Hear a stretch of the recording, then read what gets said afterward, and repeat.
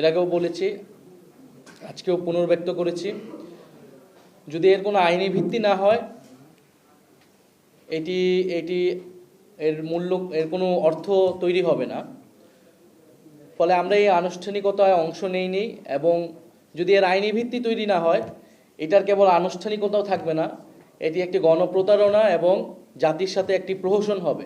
একটি সংবিধানের মতো এত গুরুত্বপূর্ণ বিষয় আমরা যদি পরিবর্তন করতে চাই তার অবশ্যই একটি আইনি ভিত্তি প্রয়োজন, এবং এই ৭২-এর সংবিধান যাতে পরিবর্তন না হয়, পুরনো ফ্যাসিস্ট কাঠামো যাতে রয়ে যায়, তার জন্য নানান অপচেষ্টা কিন্তু দেশের ভিতরে দেশের বাইরে থেকে করা হচ্ছে।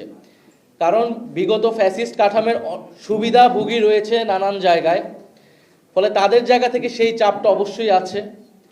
এবং আমরা মনে করি যে কিছু কিছু রাজনৈতিক দলও আপোষ করেছে বা সেই ফ্যাসিস্ট কাঠামোটাকে টিকিয়ে রাখতে, অক্ষুণ্ণ রাখতে চেষ্টা করেছে নানাভাবে।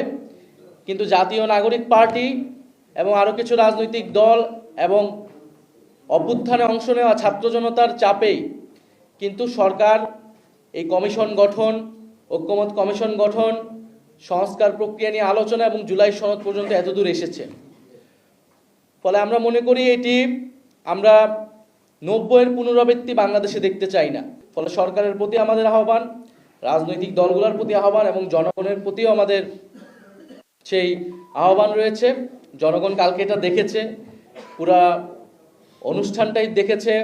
সেখানে জুলাই যোদ্ধা যারা ছিলেন, শহীদ পরিবারদেরকে কীভাবে অবমাননা করা হয়েছে, এবং জনগণের সাথে কোনো ধরনের সম্পর্ক, কোনো সংশ্লিষ্টতা ছিল, জনগণের আকাঙ্ক্ষার কোনো বাস্তবায়ন বা প্রতিফলন গতকালকের অনুষ্ঠানে ঘটেছে বলে আমরা মনে করি না।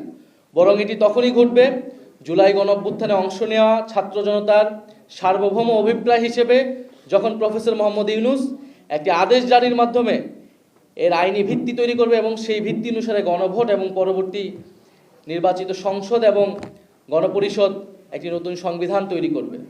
গণ অভ্যুত্থানের পর আমরা সকল দায়িত্ব প্রফেসর মোহাম্মদ ইউনূসকে অর্পণ করেছিলাম, এবং আমরা রাজনৈতিক দলগুলোর প্রতি, ফ্যাসিবাদ বিরোধী দলগুলোর প্রতি আহ্বান জানিয়েছিলাম, ছাত্র জনতা তাদের দায়িত্ব পালন করেছে, আপনারা আপনাদের দায়িত্ব পালন করুন।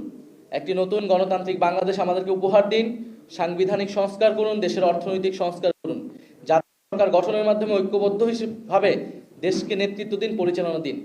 তারা আমাদের সেই প্রস্তাব ফিরিয়ে দিয়েছিলেন বলে আমাদেরকে সরকার প্রবেশ করতে হয়েছিল, পরবর্তীতে রাজনৈতিক দল গঠন করতে হয়েছিল। ফলে আমরা এখনো যেটা মনে করি যে সবচেয়ে গুরুত্বপূর্ণ হচ্ছে যে আপনি যে নতুন বাংলাদেশের কথা আমরা বলছি, সেই বাংলাদেশ কোন প্রক্রিয়ায় তৈরি হওয়া আসলেই সম্ভব, সেই জায়গায় ঐক্যবদ্ধ হওয়া, সেই জায়গায় কাজ করা। সেই জায়গায় যে কোনো রাজনৈতিক দল, সরকার যদি এগিয়ে আসে আমরা তাদের সমর্থন জানাবো, আমরা তাদের সাথে থাকবো। কিন্তু কেউই যদি না থাকে আমরা এককভাবে আমাদের এই লড়াই চালিয়ে যাব।